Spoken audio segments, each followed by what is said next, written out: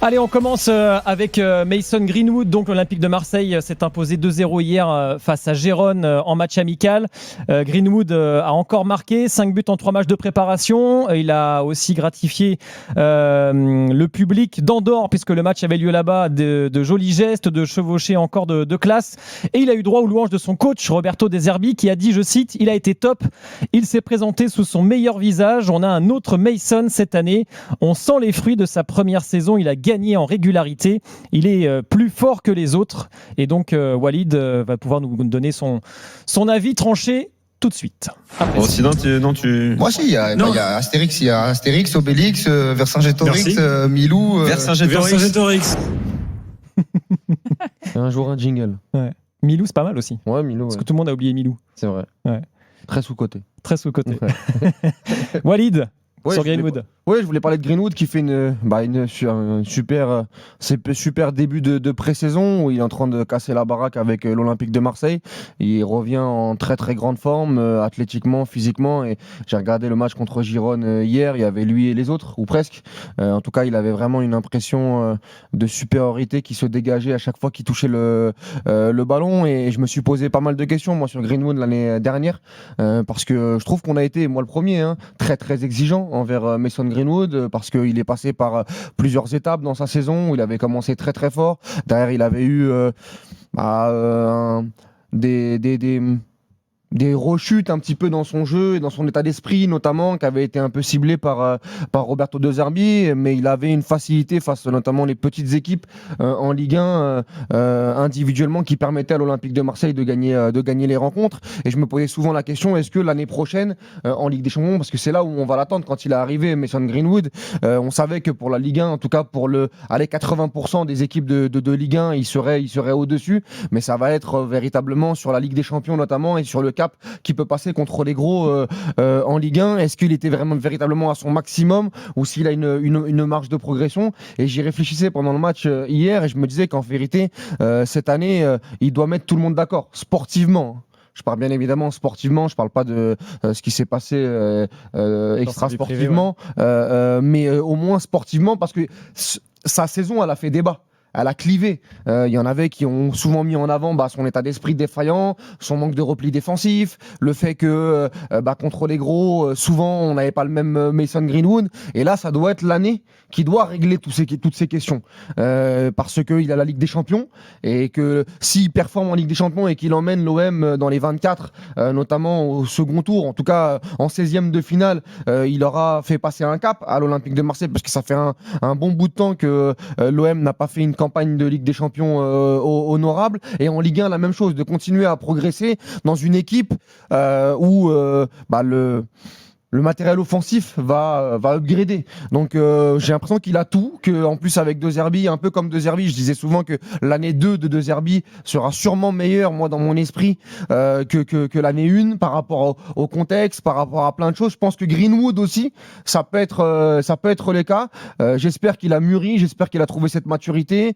Et puis je pense que le logiciel de Zerbi, il a commencé à le comprendre. Et puis aussi, il lui a fallu, avec ses histoires et sa trajectoire tumultueuse, se remettre dans une saison pleine et complète, ce qu'il n'avait pas fait à Retafe notamment. Et je pense que cette saison-là, l'année dernière, va aussi lui permettre, je pense, de continuer à hausser son niveau de jeu sur cette deuxième saison. Et en tout cas, moi, ce serait une très bonne nouvelle pour l'Olympique de Marseille et pour la Ligue 1, parce que hors PSG, pour moi, c'est le meilleur joueur du championnat. Co-meilleur buteur la saison dernière avec Ousmane Dembélé. 32-16 pour réagir. Jennifer, est-ce que tu es d'accord avec Walid? Est-ce que c'est la saison durant laquelle Greenwood doit passer un cap et devenir peut-être même le meilleur joueur de Ligue 1, possiblement? Oui, moi je suis d'accord avec Walid. Les qualités de Greenwood, de toute façon, on les connaît, on les a vues, il les a montrées. Malheureusement, il les a montrées de façon instable. Il a manqué de constance et c'est là-dessus qu'il faut qu'il travaille. Mais on voit qu'il arrive avec les meilleures intentions. Il a clairement fait une prépa. Il veut clairement montrer à son coach que cette saison, il est affûté et que dans les intentions, en tout cas, il a l'intention d'être un joueur clé pour cet Olympique de Marseille. Donc après, les intentions, moi je pense qu'elles ont toujours été bonnes de sa part. Maintenant, il va vraiment falloir qu'il soit constant. Je pense que c'est sur ça que De Zerbi va devoir le challenger. On a vu qu'il n'avait pas hésité quand il a fallu, entre guillemets, mettre Greenwood parfois de côté quand il se laissait un petit peu aller. Donc moi, j'ai aucun doute sur le fait qu'il est décidé à bien faire, il est décidé à être un joueur cadre de cette OM. Maintenant, c'est malheureusement ses traits de caractère à lui. Ça va être difficile de changer ça. Il y a beaucoup de joueurs qui n'y arrivent jamais. On espère que cette année, ça va être la bonne, mais en tout cas, il est dans les meilleures conditions pour. Mais il va falloir en tout cas me montrer, parce qu'aujourd'hui, quand on parle de Greenwood, il est à l'Olympique de Marseille à cause de ses histoires, sinon il serait dans les plus grands clubs. Là, cette saison, vu qu'il va jouer contre les plus grands clubs en Ligue des Champions, il va falloir le montrer ça. Que dans son attirail, dans sa paire de crampons, il a ce niveau-là. Et donc l'année dernière, en Ligue 1, bon, il y a eu des moments où on se posait la question, oui d'accord, il a des facilités, oui, sur un coup de patte, sur une fulgurance, il est capable de faire la différence. On l'a vu contre Le Havre, sur le match qui donne la Ligue des Champions à l'Olympique de Marseille. C'est lui qui débloque le match à la 87e minute, sur encore une fois sa spéciale, où il rentre dans l'axe et il frappe et il arme à 25 mètres, ce qu'il nous avait déjà montré à Manchester United à l'époque. Et là, c'est quand même la bonne année pour continuer de passer un cap individuellement et surtout faire passer un cap à l'OM dans les plus gros matchs et de mettre d'accord sportivement. Je pense le cas Greenwood, parce que je trouve qu'il y a encore beaucoup de questions à son sujet. Quand on a fait le bilan de la fin de saison de l'OM, beaucoup mettaient Adrien Rabiot comme le joueur le plus important de l'Olympique de Marseille, et c'est ce qui se défendait aussi sur la régularité. Mais moi, j'estime aussi que la zone la plus importante, en tout cas celle la plus dure à exploiter pour un joueur de football, c'est les 25 derniers mètres, la zone des crocodiles, là où c'est le plus dur de jouer, parce qu'il y a une densité énorme, et c'est quand même Mason Greenwood qui a, avec Amine Gouiri en deuxième partie de saison, qui a permis à l'Olympique de Marseille d'être là où ils ont terminé en fin de saison. Donc ça aussi, il va falloir, peut-être que nous, sur la surexigence, on baisse un petit peu, mais c'est à lui d'accompagner ça, et moi, quand je vois parce que autant les deux premiers matchs contre Pimpo et Bimbo, la R3 de Belgique, on sait très bien qu'il est au-dessus, mais là hier il jouait quand même contre une équipe Girona, et vraiment je l'ai senti très au-dessus dans tout ce qu'il a réalisé. Tout à l'heure tu parlais des traits de caractère et que c'est difficile de s'en défaire. Jennifer, qu'est-ce que tu entends par là? C'est cette nonchalance un peu qu'on peut retrouver chez Mason Greenwood? Les joueurs nonchalants ou qui sont en général inconstants, c'est très difficile de travailler là-dessus. Alors, il y a effectivement le travail qui est fait en club, il y a tout le rôle et la relation qu'il peut avoir avec un coach qui va justement axer son travail là-dessus. Il y a beaucoup de joueurs qui doivent faire appel parfois à du travail mental, à des prépas pour les maintenir sur toute une saison, puisque des joueurs qui ont des qualités comme il a, forcément, on les attend sur la saison entière, et parfois il y a des joueurs qui passent à côté d'une carrière.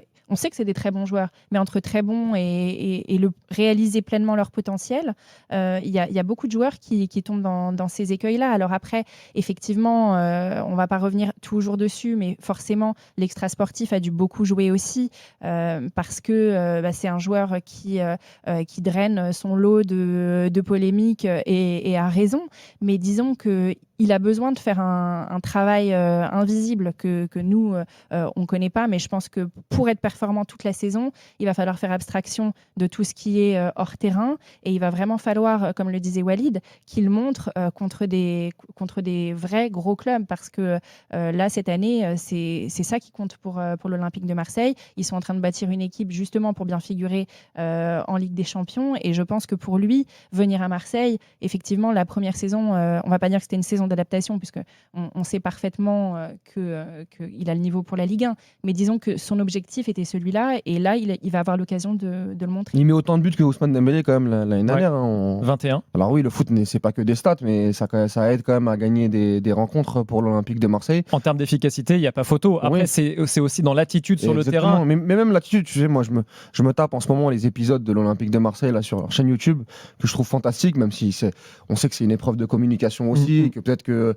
on angélise beaucoup ce qui s'est passé, mais moi j'essaye de picorer en tout cas ce qu'il y a à picorer d'intéressant pour comprendre un petit peu la saison de l'Olympique de Marseille. Et on ressent Greenwood un peu comme on l'a vu la saison dernière à travers notre écran de télé, très très froid, très très cynique, et je trouve que sa personnalité aussi, on a du mal à s'attacher à un joueur comme ça, même sur le terrain, parce que il est capable d'être brutal véritablement à n'importe quel moment dans des zones de terrain très très hautes, mais il emmène pas.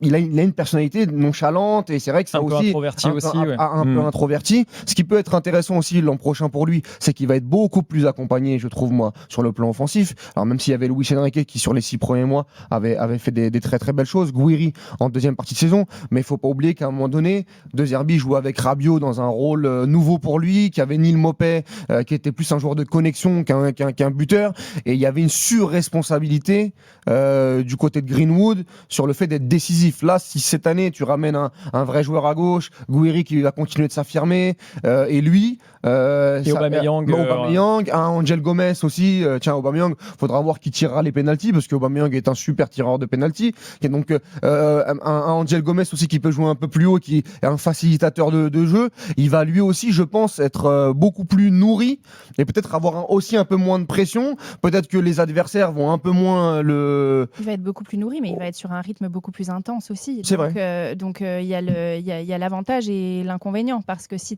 tu avais un joueur qui a eu du mal à être constant sur une saison entière, qu'est-ce que ça va être à une saison avec pratiquement le double de matchs. Donc à mon avis aussi, ça va être dans cette gestion-là que le travail de De Zerbi va être important.